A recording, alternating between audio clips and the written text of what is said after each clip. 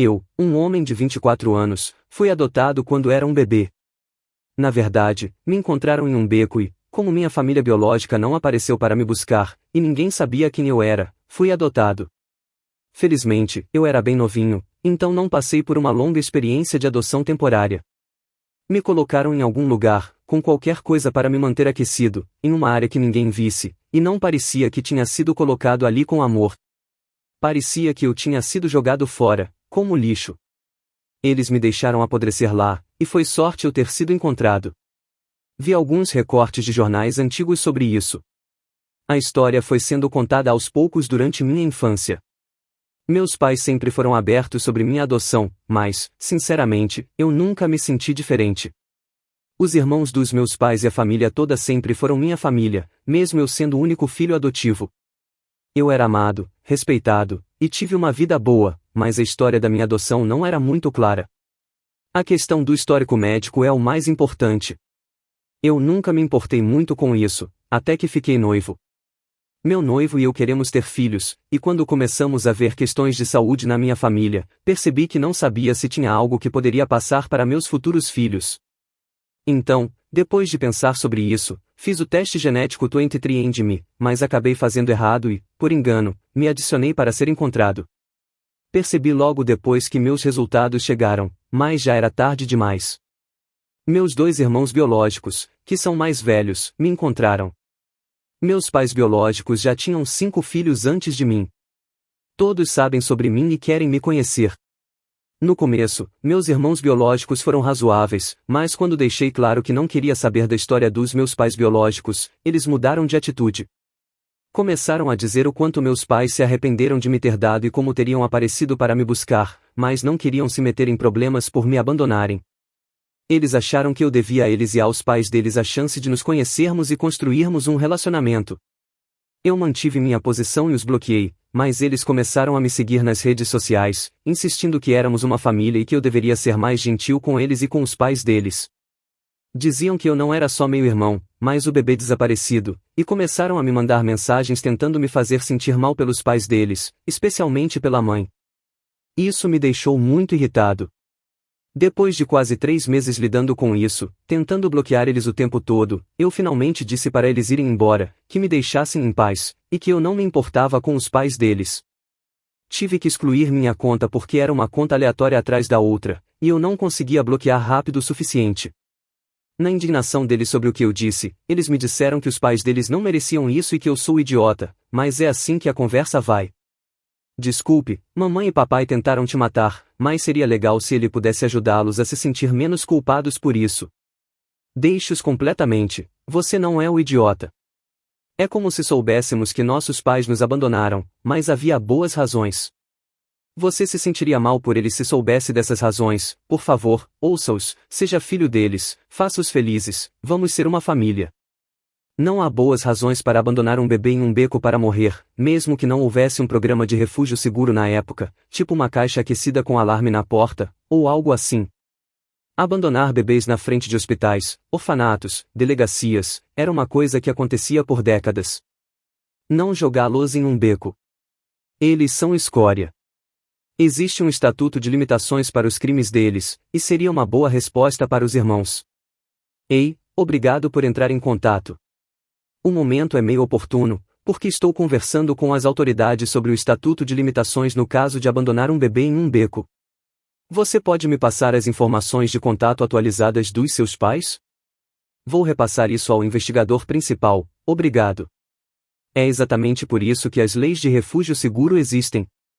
As mentiras que eles contaram a si mesmos e um ao outro são irrelevantes para a realidade da situação, e não é seu trabalho fazê-los se sentir melhor por serem pedaços de lixo. Espero que você consiga seguir em frente com isso e com essas pessoas. Minha mãe, de 61 anos, e eu, de 29, mal mantivemos um relacionamento desde que eu estava no ensino médio. Ela não é uma pessoa má, mas acho que muitos dos traumas e experiências de vida dela tornaram alguém que desconta os sentimentos nos outros. Ela sempre tem que ser o centro das atenções e fica muito chateada quando não é. Tentei encorajá-la a procurar terapia, mas ela se recusa. Tivemos muitos períodos sem contato por causa do comportamento dela ao longo dos anos, mas talvez, tola da minha parte, estou tentando falar com ela de vez em quando de novo. Vou me casar com meu parceiro de longa data. Temos um anel, mas nunca decidimos uma data, porque todo esse processo está nos estressando, já que não somos próximos de nenhuma de nossas famílias. Ele só tem um dos pais, e atualmente, esse pai está em pouco contato devido ao vício e um histórico de abuso. Alguns meses atrás, lancei a ideia de convidar apenas nossos 2 melhores amigos, já que não moramos mais no campo, para que pudéssemos fugir e passar alguns dias comemorando com pessoas que nos amaram e nos apoiaram por anos. A ideia era alugar um hotel legal para nós 4, sem fazer alarde de tradições. Assim, poderíamos jantar com nossas 2 famílias separadamente. As famílias não se falam e ninguém se sentiria excluído. Minha mãe odiou a ideia. Hoje, ela ligou, como sempre, e pediu novamente para que voássemos para a cidade dela para o evento. Mas eu disse não. Meu parceiro e eu já tínhamos conversado sobre isso, e nenhum de nós achou que seria justo fazer um casamento que não queríamos, onde só metade da família poderia estar presente. Ela explodiu, começou a gritar comigo, dizendo que eu não a amo ou respeito. Eu expliquei de novo que não estou tentando deixar a família dela de fora de propósito, e ela respondeu que, se não conversamos, todos vão acabar descobrindo. Aí ela disse que é direito dela como mãe estar lá, que não é natural alguém não querer a mãe no casamento, e que, claramente, eu não amo meu parceiro o suficiente para fazer um casamento que ele quer menos do que eu. Ela falou que eu provavelmente estava infeliz e me casando pelos motivos errados. Foi bizarro, um absurdo. Eu disse a ela que podíamos planejar um jantar legal depois do casamento, fazer o que ela quisesse, mas que queríamos algo diferente. Eu realmente não quero criar problemas, pensei que era a melhor escolha, mas agora estou preocupada que posso estar errada. Meu parceiro e eu nos mudamos para longe para tentar ter nosso espaço, para construir nossa vida e superar muita coisa da nossa infância. Eu quero tentar consertar as coisas com minha mãe, mas sempre acaba em discussões e jogos de culpa.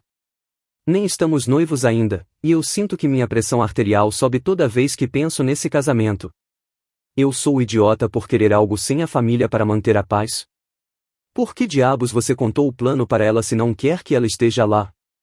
Pare de dar atenção à mulher. Não é o casamento dela, não é da conta dela. Pare de tentar agradá-la e viva sua própria vida.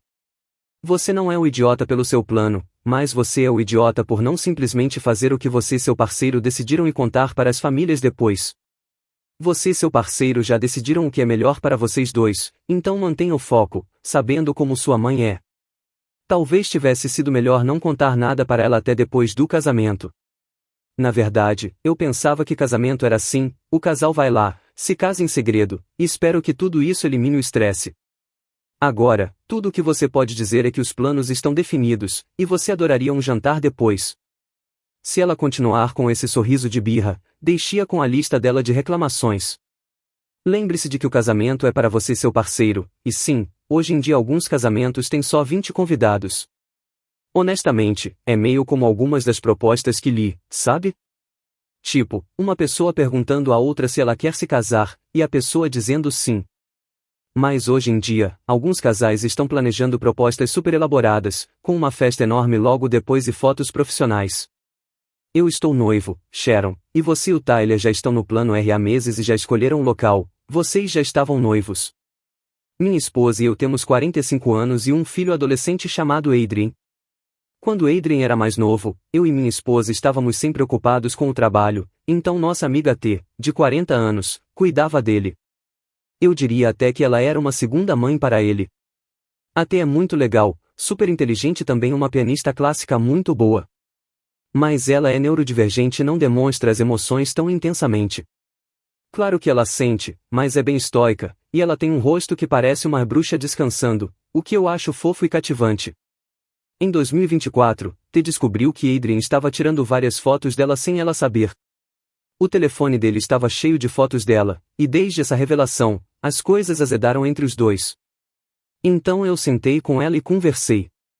Minha esposa e eu somos algumas das poucas pessoas com quem ela se sente confortável para abrir o coração. Ela me disse que sentia muito desgosto, mas que estava tão investida quanto sempre no bem-estar mental do Adrian e que ainda queria se reconciliar com o jovem que ajudou a criar. Então, no início deste mês, não contamos a T, mas levamos o Adrian para a casa dela para a comemoração de aniversário dela. Ela sorriu e nos cumprimentou, então achei que as coisas iriam melhorar. Na noite, pedimos para ela tocar algo no piano para o Adrien, como ela fazia quando ele era mais novo, e foi quando as coisas mudaram. Eu posso ler ela muito bem e percebi que ela estava tentando não chorar. Ela se desculpou e foi para o quarto. Depois, ela saiu de pijama e pediu para todos nós sairmos. Nós saímos, claro, mas minha esposa e eu trouxemos o Adrien porque achamos que era a chance de ele se reconciliar com a T. Então, aqui vai a parte que é bem embaraçosa de contar. A T é a única mulher de quem meu filho tem tirado fotos. O telefone dele estava cheio só de fotos dela, não de outras mulheres aleatórias. Você foi o idiota aqui. Você e sua esposa trouxeram alguém indesejado para a festa de aniversário. Essa pessoa violou a confiança dela e causou um desgosto enorme. E então pediu para ela entreter todo mundo. Por que diabos você faria isso se quer ajudar a reconciliar a relação deles? Que tal primeiro pedir para o Adrien se desculpar? Você pelo menos explicou as consequências das ações dele? Um adolescente tem idade suficiente para saber o que é certo e errado e para entender os limites. Quando a T estiver pronta, ela vai tomar as decisões dela sozinha. Ela está com o coração partido, e deveria ser ela decidir o que fazer. Mas em vez disso, vocês dois decidiram que sabiam o que era melhor. Além de um pedido de desculpas, ele precisa apagar todas as fotos do celular dele e mostrar para ela quando terminar. As menções sobre a divergência neurológica dela também não têm nada a ver. Isso parecia uma tentativa de dizer que ela não é capaz de demonstrar emoções, ou que ela está exagerando, mas na real, ela se retirou da situação e liberou as emoções dela antes que o problema principal fosse resolvido. Ela parece super emocionalmente capaz, isso é o mínimo que se pode dizer. Ela sempre foi boa com meu filho, ela era praticamente a nossa babá, cuidava dele para podermos ter nossos encontros e trabalhar. E você foi o idiota nesse caso, de uma forma tão extrema que eu nem me surpreendo que você tenha criado um filho sem respeito por limites e com um enorme senso de direito. Essa foi uma leitura bem maluca, mas meu cunhado se mudou dizendo que só precisaria de alguns meses até conseguir economizar dinheiro para alugar o próprio lugar. Já faz um ano e ele nunca pagou as contas, as compras ou nada. Ele nem faz tarefas básicas. Mas minha esposa, ele é irmão dela, sempre cobre ele e faz as coisas no lugar dele. Ele deixa os pratos na pia e não leva o lixo para fora, fica o dia inteiro no celular, jogando ou saindo de moto com os amigos. A gente até segurou a língua porque ele é da família, mas na semana passada foi a gota d'água. Ele chegou tarde em casa, estacionou a moto e não trancou o portão. Por causa disso, nosso cachorro de 12 anos escapou. A gente procurou ele em todo lugar, até fez postagens no Facebook, e só descobrimos horas depois que ele foi atropelado na rua do nosso condomínio. Ficamos arrasados e eu estava furioso, mas adivinhe quem ficou com raiva? Meu cunhado. Ele disse que não era culpa dele que isso tivesse acontecido e que ele só comprou um cachorro novo pra gente. Ele nem contribui com nada nas contas da casa, como luz ou internet. Eu perdi a paciência, disse a ele para arrumar as coisas e sair. Minha esposa acha que fui duro demais, mas eu não me importo mais. Ele não respeita nossa casa, nossas regras, ou até nosso cachorro. Eu sou o idiota por não ter considerado os sentimentos da minha esposa primeiro? Parte de mim acha que deveríamos ter conversado sobre isso antes, mas eu agi sozinho por raiva. Por que ela não está considerando os sentimentos dela também? Por que o irmão dela parece ter mais prioridade na nossa casa? Isso não está certo. Não, você não foi o idiota. Ele não se recompôs em 2 meses, nunca planejou nada e ainda não contribui com nada. Esse comportamento é completamente grosseiro. Eu ficaria bem irritado por finalmente você ter tomado as rédeas da situação. Sinto muito pelo seu cachorro. Honestamente, eu teria expulsado meu cunhado para salvar sua vida, porque eu realmente teria vontade de estrangulá-lo por outro cachorro. Que absurdo, ele não merece nem um pouco da sua bondade e generosidade. Se minha esposa tivesse um irmão assim e continuasse a protegê-lo, a gente estaria em terapia ou até pensando em divórcio. Você precisa ser a prioridade, não ele. Sim, e se sua esposa acha que você foi duro, ela deve estar brincando. Quero dizer, você não foi o idiota, mas veja o verdadeiro problema aqui, Op. Você está reagindo mal. Eu teria imediatamente expulsado o cunhado, independentemente de quem ele fosse. Pessoalmente, eu mudaria muito também.